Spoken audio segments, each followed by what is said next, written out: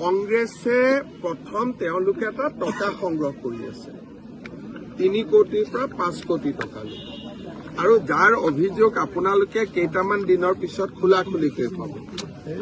নেতাসকলে ঘৰত বিয়া পাতিবৰ কাৰণেও টকা সংগ্ৰহ কৰি আছে আপোনালোকে মোক এতিয়া এডভান্স দিয়ক এইটোও চলি আছে কিন্তু কোন কেইটা সমষ্টিত চলি আছে 22ৰ পৰা 23টা আমাৰ মিয়া সমাজৰ দুৰ্ভাগ্য যে তেওঁলোকে কংগ্ৰেছক ভোটো দিব লাগে টকাও দিব লাগে আপোনালোকে বুজি পাব তেওঁলোকৰ দুৰ্ভাগ্য ভোটো দিব আৰু টকাও দিব আৰু এভিকশ্যনৰ সময়ত কংগ্ৰেছ দলে সহায় নকৰে